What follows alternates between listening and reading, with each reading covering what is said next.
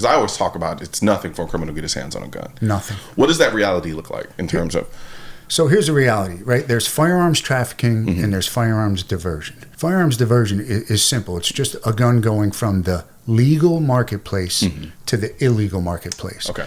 That could be as simple as a gun at my house, and I'm authorized to have a gun, right? So I got a buddy who's a convicted felon. He comes to my house one day, he sees that gun, he takes it, and now it's in his hands. That's firearms diversion, right? You know, firearms trafficking is a more organized thing where you have maybe straw purchases or whatever it is, and there's guns in mass, you know, going from source states, like a lot of southern states, to target states like New York, New Jersey up there. I think us as ATF, we've done a pretty good job knocking off most of those big operations. It's still happening. It happens internationally a lot too now.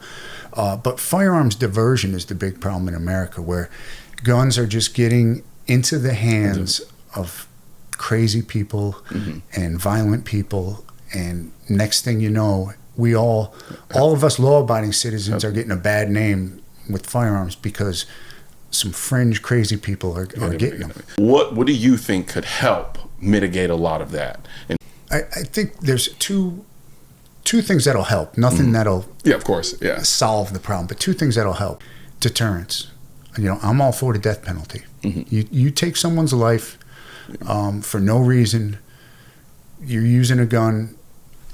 I'm all for the death penalty. Make it public, whatever you have to do, because deterrence does work. When they see that, you're going to think twice about it. Mental health is number two. Gotcha. And that's a tricky one. Very tough to have a mental health test for everyone who's purchasing a firearm, right? That's a tough one. There's, as a lawyer, you know there's all sorts of issues going on there. However, I do believe there's certain conditions that we can monitor.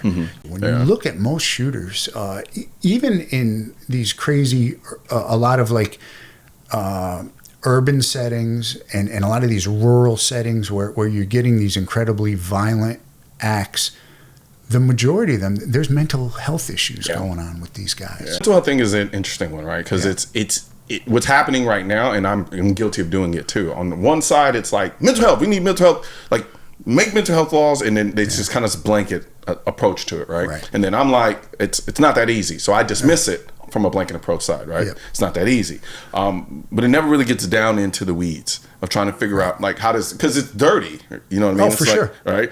And it's not an exact science. You know, you can have somebody who's paranoid schizophrenic who's never been violent a day in their life, and then you can have a paranoid schizophrenic who goes completely batshit and tries to kill everybody.